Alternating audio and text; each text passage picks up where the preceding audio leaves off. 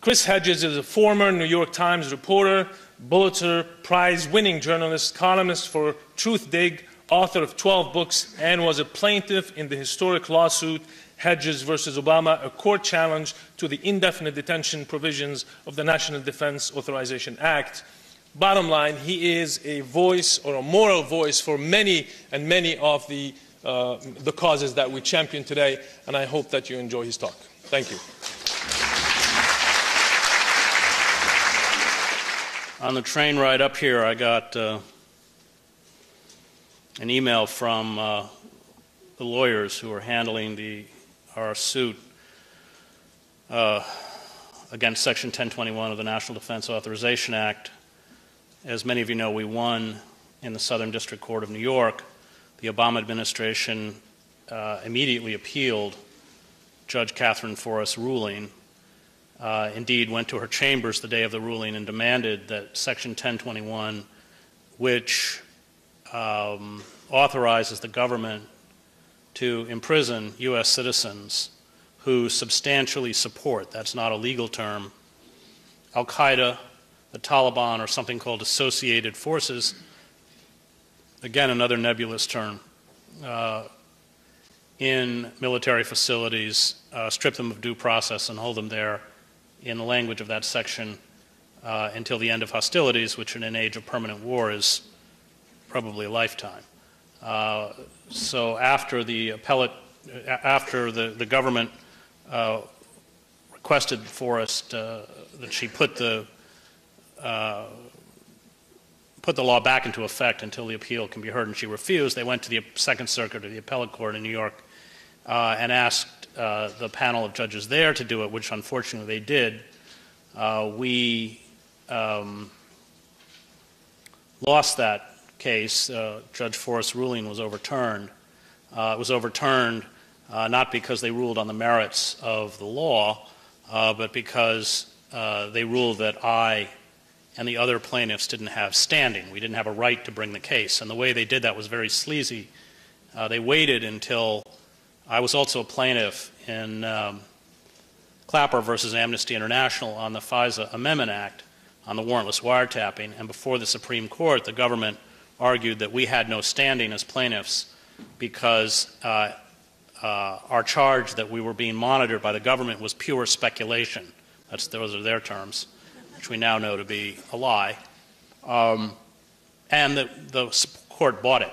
So when the Supreme Court issued their ruling, then the Second Circuit said, look, well, Hedges doesn't have standing in Clapper versus Amnesty International, therefore he doesn't have standing in Hedges versus Obama. So what's interesting is that when we filed our cert, or our petition to the Supreme Court, the government decided to respond to the petition. And they would not respond unless they felt that they were in some danger of actually having the court take the case. And that is what I haven't read yet. I downloaded it in the hallway. But I will read the government's response, then we can respond, and then the court will make a decision. If the Supreme Court does not take the case, then of course, unfortunately, it's law. A small, secret surveillance committee of goons and thugs, hiding behind the mask of patriotism, was established in 1908 in Washington, D.C. J. Edgar Hoover led the group from 1924 until 1972, and during his reign, it became known as the Federal Bureau of Investigation.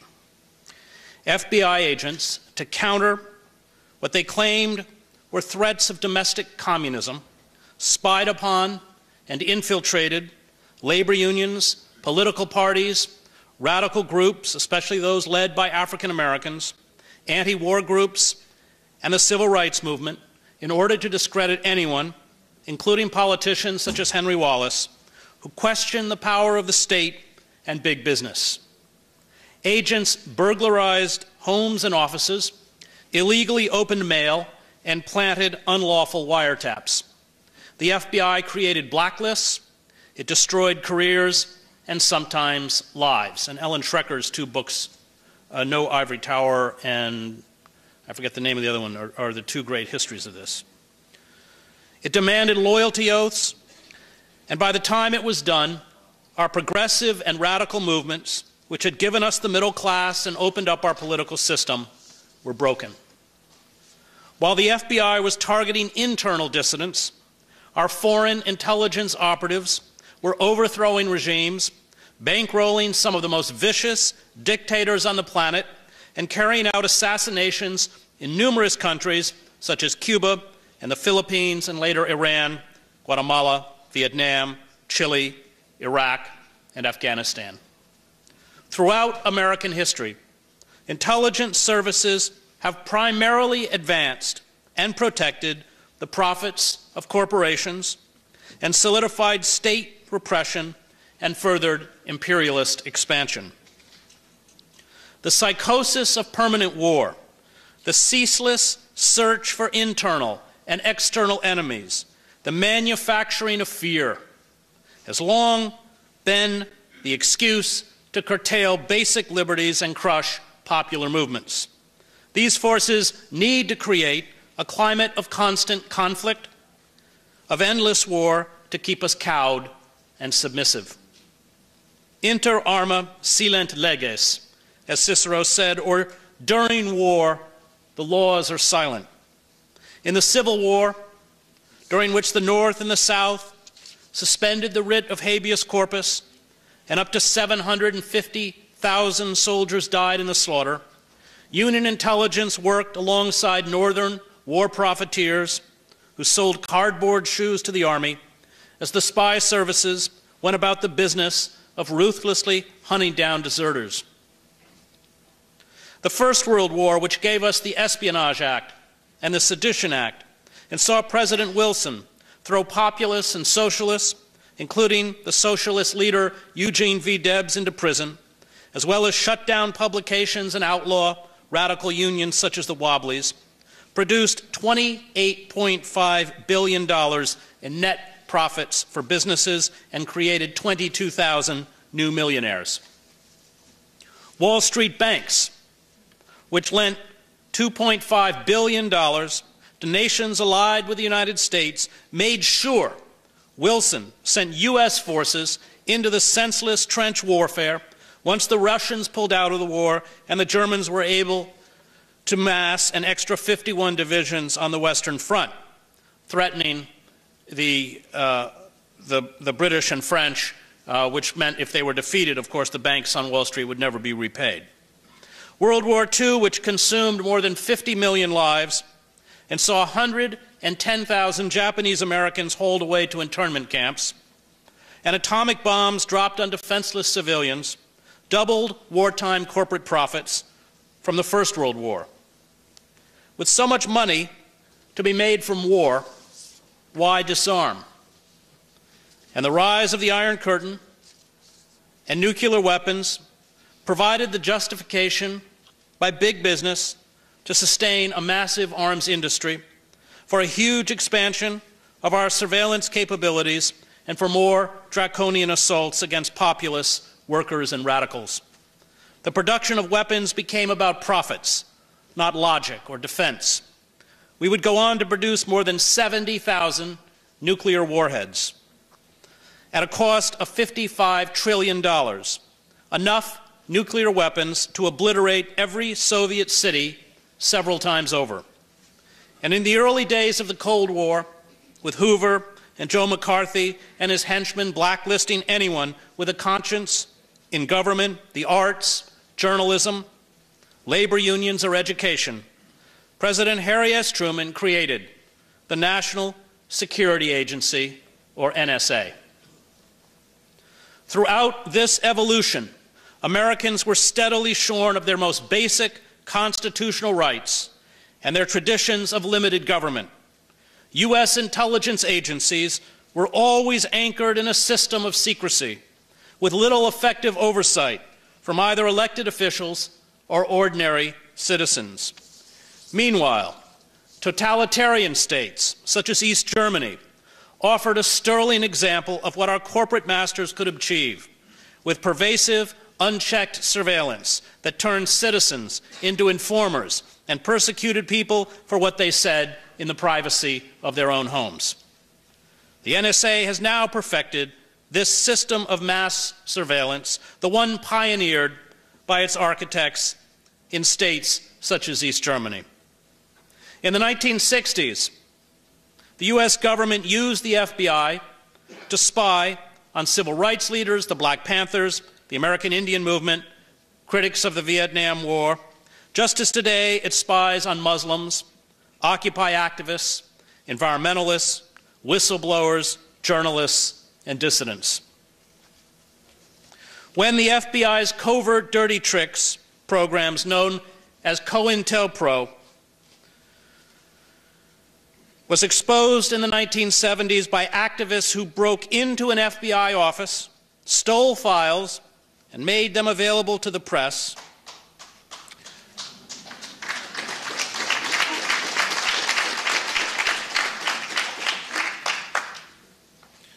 we saw the rise of the Church Commission and the establishment of laws that were designed to thwart the ability of our intelligence agencies to misuse power.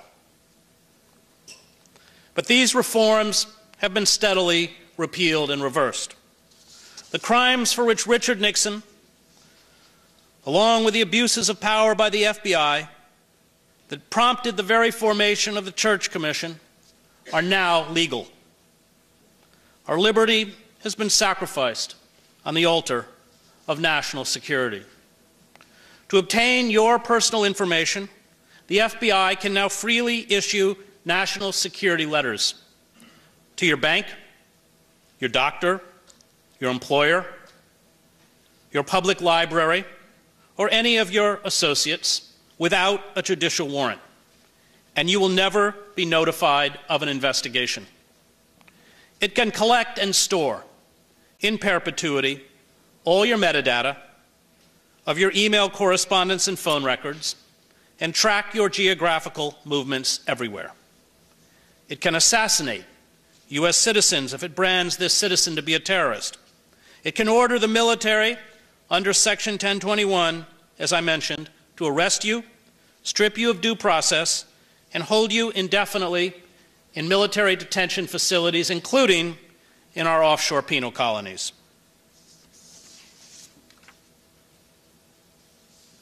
The state now hunts down and throws into prison any who attempt to expose the illegality of what it is doing, as with Chelsea Manning, or as with the forced exile of Edward Snowden.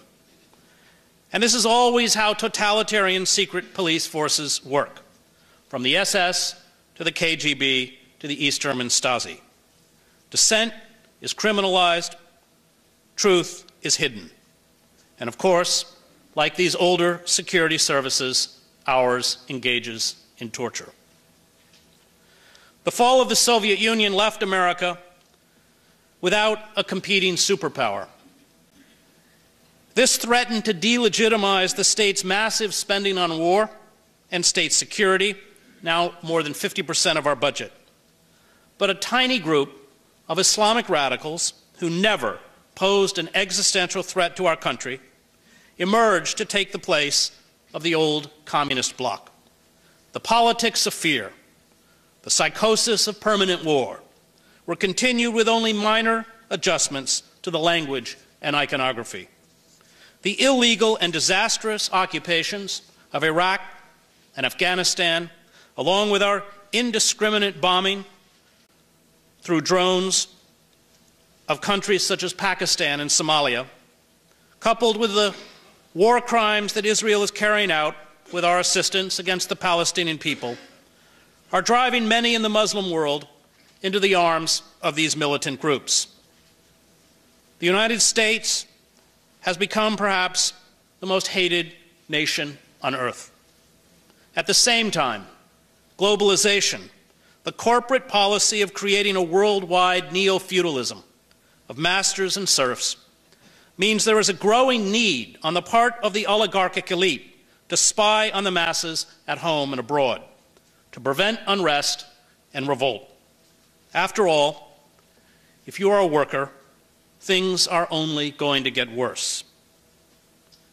These intelligence services exist not only to protect the corporate state, but to spy on corporate competitors of American companies, including the Brazilian oil giant Petrobras, as well as competing corporations in Germany and France. This system of mass surveillance voraciously steals information from the leaders of countries, including our allies, such as German Chancellor Angela Merkel, whose personal cell phone the NSA tapped. The NSA spied on UN Secretary General Ban Ki-moon. It spied on Pope Francis and the conclave of Catholic cardinals that elected him last year. It carried out a major eavesdropping effort focused on the United Nations Climate Change Conference in Bali in 2007. And NSA officials, meanwhile, bugged their ex-lovers, their wives, and their girlfriends. And all this data is stored in perpetuity in government computers. The legal system, like our legislative system, has collapsed. It has made lawful everything from indefinite detention to torture to wholesale surveillance. Where are our judges? Where are our deans of our law schools? Where are our law professors? Where are the some 1 million lawyers? Why do they refuse to defend the Constitution? They have rather become valued partners, along with a bankrupt press, in the campaign to eradicate our most basic civil liberties. And let us not forget that the assault on our civil liberties has been far more egregious under Barack Obama than under George W. Bush.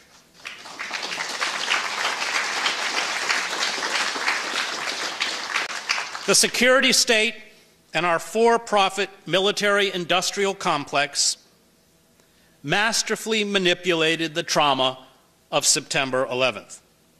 These forces used the attacks as an excuse to increase the massive pilfering of taxpayer dollars, especially by the Department of Homeland Security, which has a public budget of $98.8 billion. The truth, however, is that the system of internal security is so vast and so secret, no one in the public has any idea how large our programs are or how much we spend.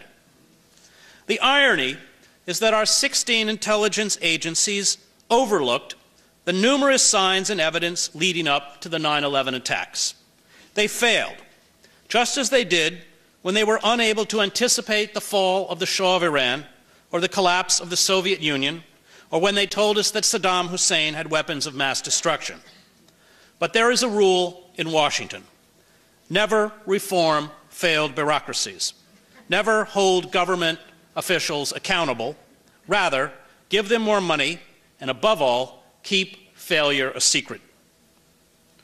Relationships with foreign intelligence services have, at the same time, vastly expanded our system of global mass surveillance, creating an immense global system that obliterates the rights of people at home and abroad.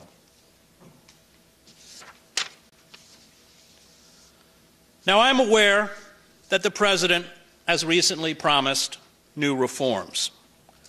But I ask you, how many times does Barack Obama have to lie to you before you get it? Look at his review group on intelligence and communications technologies, set up ostensibly to make recommendations for reform. The very same intelligence chiefs that have carried out these abuses led and directed the group. Or look at the request by the German Chancellor that we stop spying on her and her citizens. The US government rebuffed her request. It sent a message to her that we should all heed. And this message is, it will continue to do whatever it wants. The corporate state has no intention of giving up the most effective and pervasive system of mass surveillance in human history. And all vaunted reform will be empty and cosmetic. The NSA and other intelligence agencies have become our nation's voyeurs and peeping toms. They read our electronic bank and medical records. They know what our kids post on Facebook or Instagram. They have all of our emails and text messages. They track our movements through the GPS on our cell phones, and they are not alone. Corporations also track our online searches, what we buy, and then analyze and store that data to use it for commercial purposes. We cannot trust those who hold this power and profit from it to reform themselves. History has too many examples of such naive trust being breached. Only an independent judiciary can constrain those in power, and that is why Congress and our courts have been emasculated. That is why our judiciary has rewritten laws, from the NDAA to the FISA Amendment Act, to strip us of legal protection. The very courts and legal system designed to protect us have been turned against us. The irony is that Barack Obama would not even be president if it were not for the courage of persecuted dissidents such as Martin Luther King or Malcolm X, spied upon by their own government. But Obama understands where power lies. It does not lie with a citizen. It lies with Wall Street and our corporate boardrooms, which have carried out a slow-motion coup d'etat. And the system of mass surveillance is designed to keep these elites in these boardrooms powerful and the rest of us powerless. As a presidential candidate in 2008, Obama promised to, quote, reject the use of national security letters to spy on citizens who are not suspected of a crime. He promised to close our detention center in Guantanamo Bay. He said he would revisit the Patriot Act. He assured us he would overturn unconstitutional executive decisions issued by the Bush administration. He promised to shut down our black sites. He promised to end extraordinary rendition. He promised transparency and reform. We got none of this. What we got were more untruths, such as last summer, when the President told us that the NSA cannot target your emails. That's a quote. And that all our surveillance systems were subject to the full control of Congress. In fact, Obama, along with our Congress and our highest courts, have together eradicated the Fourth Amendment, which once protected us from government intrusion into our persons, homes, papers, and effects. Everything he and other government officials promised to do or told us about domestic internal surveillance has turned out, we now know, to be a lie. Totalitarian systems, and we live under a species of corporate totalitarianism, operate under a perverted logic. Secret police in these systems gather information not to solve crimes, as Hannah Arendt pointed out, but to be on hand when the government decides to arrest a certain category of the population. It needs all our emails, phone conversations, web searches, and geographical movements for evidence, should it decide one day to seize us. And there are no exemptions for members of Congress, as Senator Bernie Sanders and Senator Dianne Feinstein have just found out. If you think you are innocent or that you have nothing to hide, you do not understand what is happening. Justice, like truth in these systems, is not relevant. Ask Chelsea Manning, Julian Assange, or Edward Snowden, along with whistleblowers like Thomas Drake, where justice and truth got them.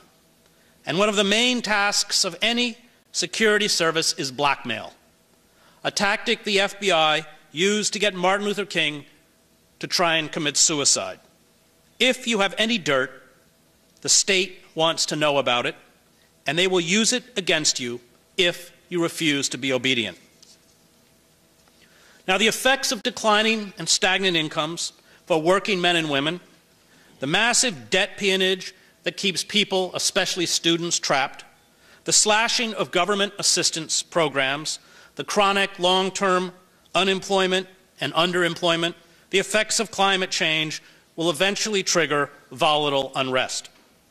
The state is ready.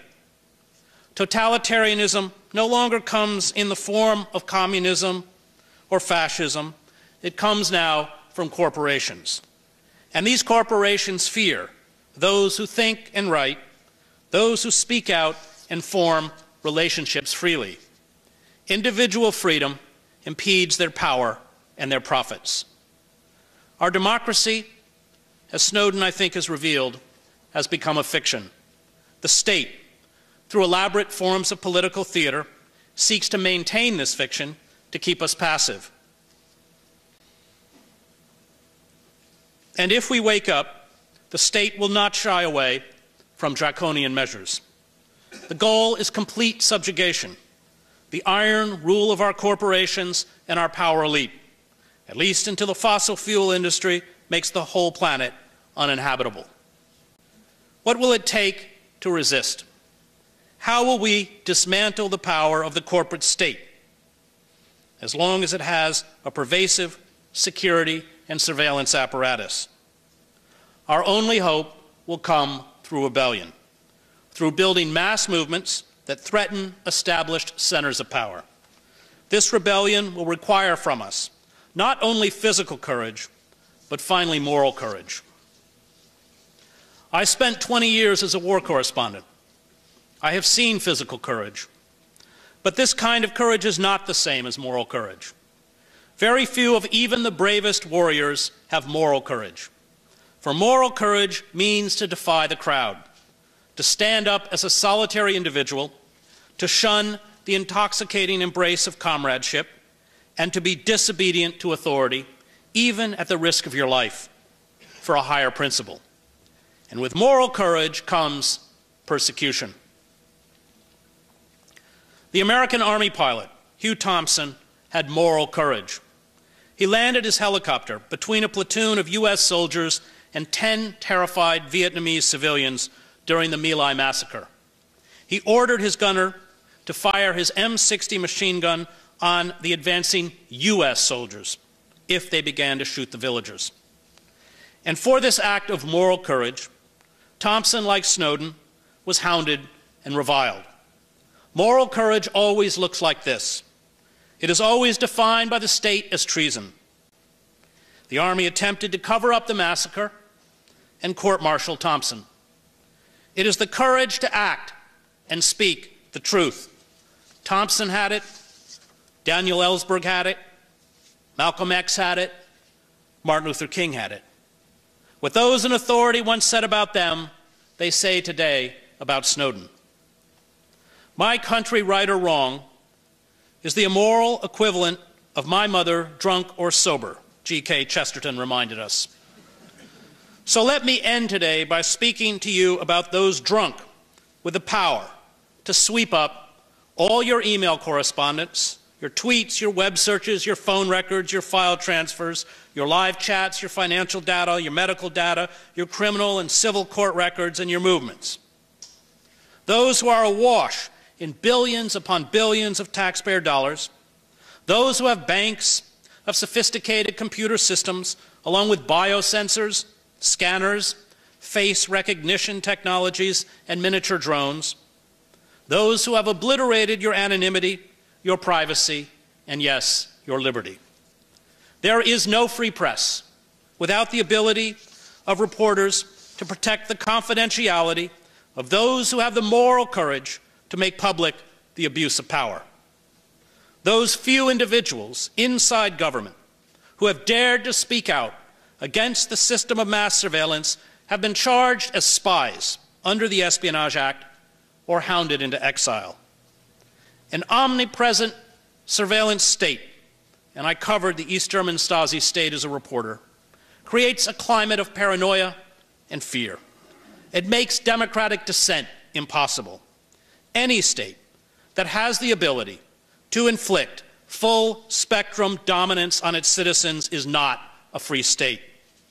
It does not matter if it does not use this capacity today, it will use it, history has shown, should it feel threatened or seek greater control. The relationship between those who are constantly watched and tracked and those who watch and track them is the relationship between masters and slaves. And those who wield this unchecked power become delusional. General Keith Alexander, the director of the National Security Agency, hired a Hollywood set designer to turn his command center at Fort Meade into a replica of the bridge of the Starship Enterprise so he could sit in the captain's chair and pretend he was Jean-Luc Picard.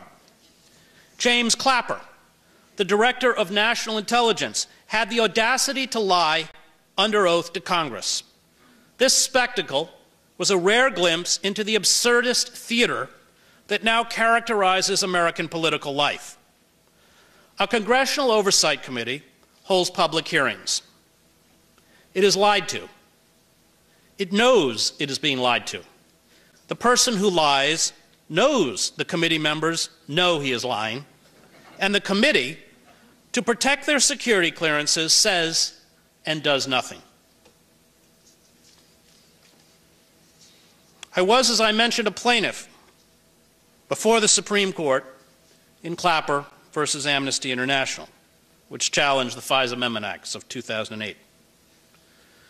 These acts authorize surveillance without a showing or probable cause that a targeted person is an agent of a foreign power.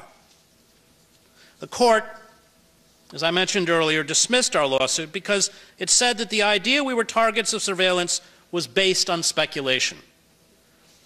This Supreme Court ruling was then used, as I mentioned, to support the Obama administration's appeal of our successful challenge to Section 1021 of the National Defense Authorization Act.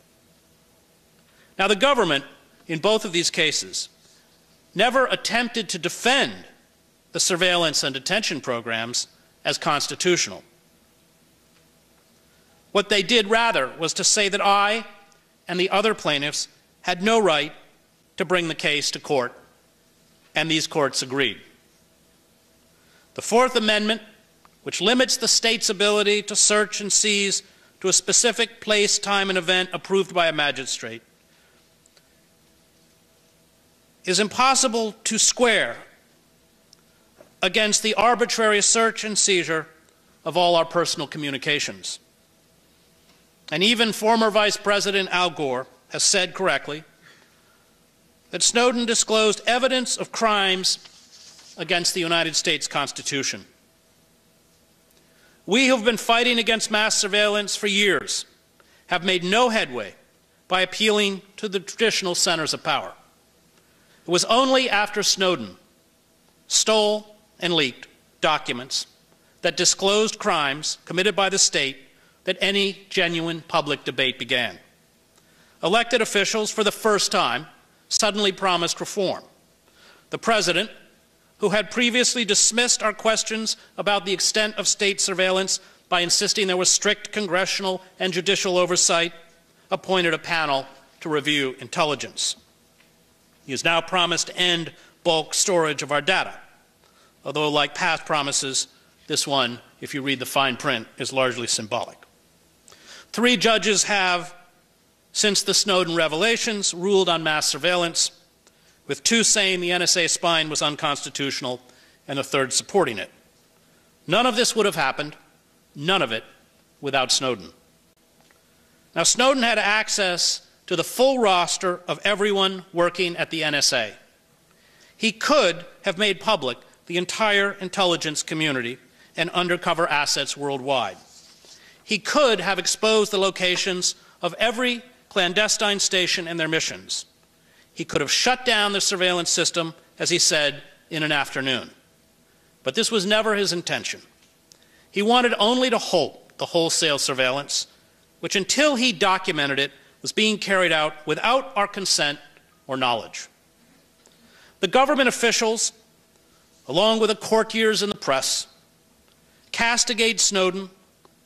They insist that congressional and judicial oversight, the right to privacy, the rule of law, the freedom of the press, the right to express dissent remains inviolate. They use the old words and old phrases, old laws and old constitutional guarantees to give our corporate totalitarianism a democratic veneer. They tell us the system works. They tell us we are still protected by the Fourth Amendment, the right of the people to be secure in their persons, houses, papers, and effects against unreasonable searches and seizures, which shall not be violated, nor shall warrants be issued but upon probable cause, supported by oath or affirmation, and particularly describing the place to be searched and the persons or things to be seized. Yet the promise of that sentence in the Bill of Rights is pitted against the fact that every telephone call we make, every email or text we send or receive, every website we visit, and our travels are tracked, recorded, and stored in government computers. A technical system of surveillance that was originally designed to monitor those considered to be a danger of the state has, in the words of my friend, the NSA whistleblower, Bill Binney, been turned against you. And we now live in what the German political scientist Ernst Fraenkel called the dual state. Totalitarian states are always dual states. In the dual state, civil liberties are abolished in the name of national security. The political sphere becomes a vacuum as far as the law is concerned. There is no legal check on power. Official bodies operate with impunity outside the law. In the dual state, the government can convict citizens on secret evidence in secret courts. It can strip citizens of due process and detain and torture or assassinate them, serving as judge, jury, and executioner. It rules according to its own arbitrary whims and prerogatives. The outward forms of democracy, of democratic participation, voting, competing political parties, judicial oversight, and legislation remain, but are hollow political stagecraft. And Fraenkel called those who wield this unchecked power over the citizenry the prerogative state. The masses in a totalitarian structure live in what he termed the normative state. The normative state, he said, is defenseless against the abuses of the prerogative state. Citizens are subjected to draconian and arbitrary laws and regulations, as well as random searches and arrests. The police and internal security are omnipotent. The internal workings of power are secret. Free expression and opposition political activity of any genuine kind are pushed to the fringes of society or shut down. And all those who challenge the abuses of power by the prerogative state, like Snowden, who expose the crimes carried out by government, are turned into criminals. Totalitarian states always invert the moral order. It is the wicked that rule, and it is the just that are damned. Now, Snowden, we are told, could have reformed from the inside. He could have gone to his superiors, or Congress, or the courts. But Snowden has numerous examples, including the persecution of Thomas Drake, who originally tried to go through proper channels, to remind him that working within the system is fatal. He had watched his senior officials, including Obama, lie to the public about internal surveillance. He knew that the president was dishonest when, for example, he assured Americans that the Foreign Intelligence Surveillance Court, which meets in secret and hears only from the government, is transparent. He knew that the president's statement that Congress was overseeing the entire program was false. He knew that everything the Director of National Intelligence, National Intelligence, James Clapper, told the press, the Congress, and the public about the surveillance of Americans was untrue. And he knew that if this information were to be made available to the public, he would have to do it through a few independent journalists whose integrity he could trust. This deadly impasse, the tightening of the corporate totalitarian noose, would have continued if Snowden had not jolted the nation awake by disclosing the massive crimes of the prerogative state. Snowden's revelations triggered for the first time a genuine public debate about mass surveillance.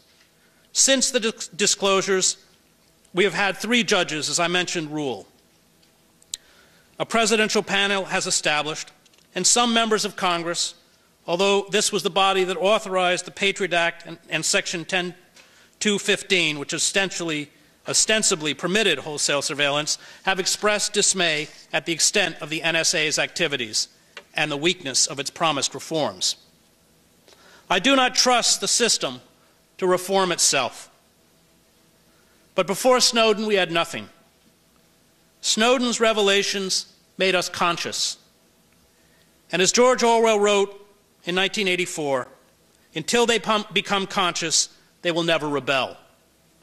Societies such as ours, that once had democratic traditions or periods when relative openness was possible, are often the most easily seduced into totalitarian systems, because those who rule and build totalitarian structures continue to pay outward fealty to the ideals, practices, and forms of the old system.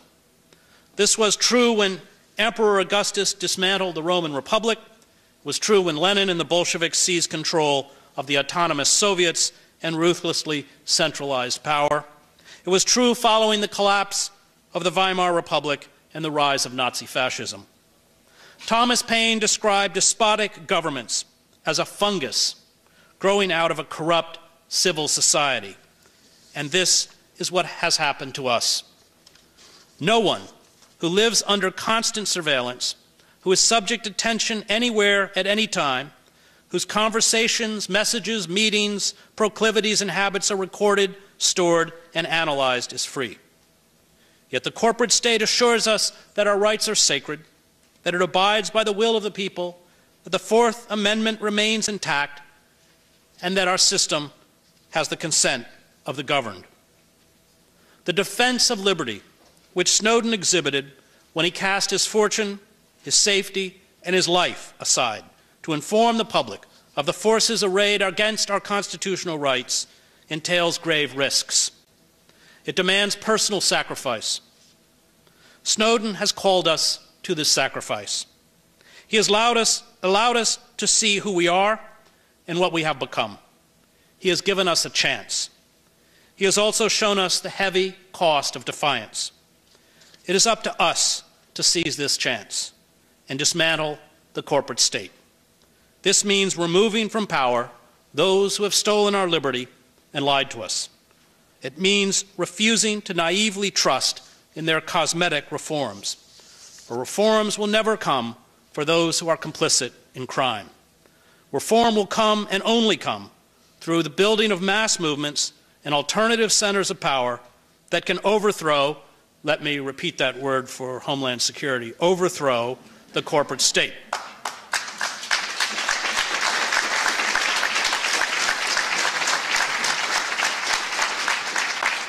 If we fail to sever these chains, we will become like many who did not rise up in time to save their civil society's human chattel. This means we too must defy the law and engage in civil disobedience. There is no other way for the truth to be told, and there is no other way for justice to be recovered. Do not be fooled by those in power. They will not save us. We can only save ourselves. We are the people we have been waiting for. We must find, like Snowden, the moral and physical courage to tear down the structures that enslave us. Appealing or trusting to these structures is a waste of time. And all those who insist that we be patient, that we trust the system to reform itself, offer an argument that is as cogent as the one made by the March Hare during the Mad Tea Party in Alice in Wonderland. Have some wine, the March Hare said in an encouraging tone. Alice looked all round the table, but there was nothing on it but tea. I don't see any wine, she remarked. There isn't any, said the March Hare. Thank you.